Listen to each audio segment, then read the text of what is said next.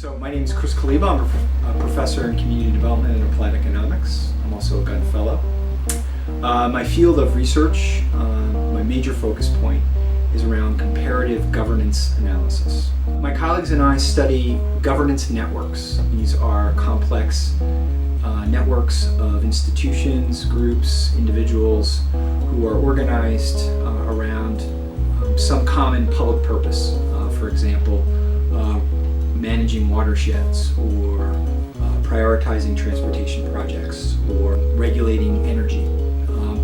And so we look at these multi-institutional arrangements through a systems and a network lens to try to understand how they operate.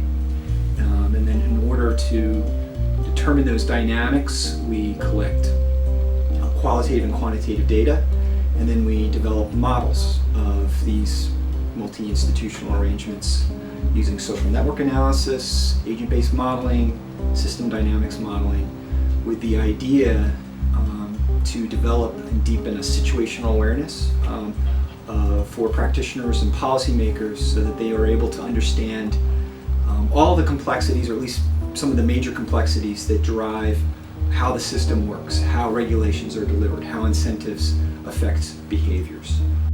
These all overlap, if you could think of a Venn diagram, and at the center of this lies concerns about climate change, also a concern about disaster and mitigating potential disastrous outcomes, but also questions around quality of life. What is the optimal future we would like to have, and how are we going to govern our way to such a future?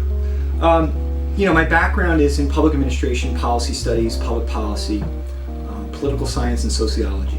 I'm sort of an amalgamation of all of those different fields. The challenge is that we have very complex governance arrangements that have evolved through incremental changes over many centuries. Some are more easily described based, let's say, on our constitutional frameworks, but in general, how they actually operate, it's a complex web of institutions, of groups, of individuals that are competing, combining, commingling with each other in very dynamic ways. They're not static systems either. We haven't had very clear methods for describing the complexity of the system. And I think our research is providing some frameworks and architectures to understand and unpack what had traditionally been black boxes.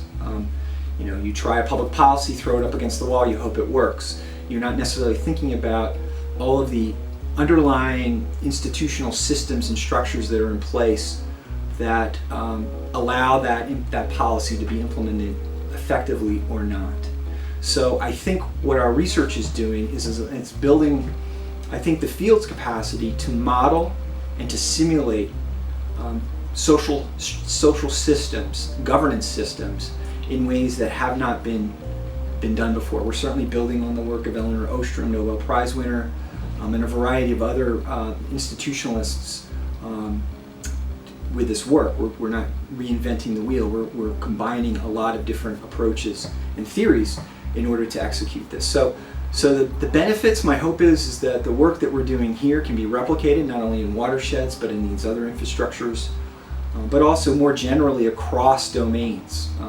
Again, I'm a comparative analyst, so I'm really interested in seeing where the similarities across these systems are and how unique properties fit given different policy domains. So I think that our work can make some fairly sizable contributions in that area.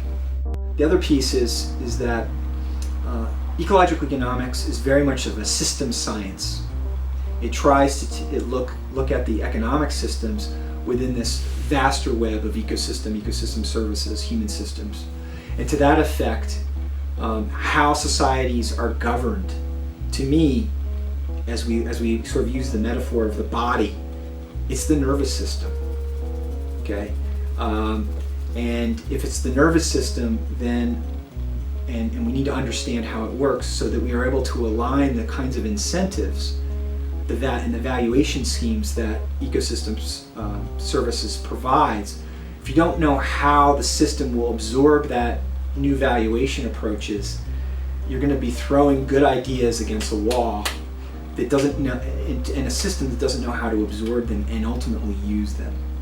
So I see that environmental governance as a critical piece of the Gun Institute mission and agenda, and I think of the broader ecological economics paradigm that's being promoted here.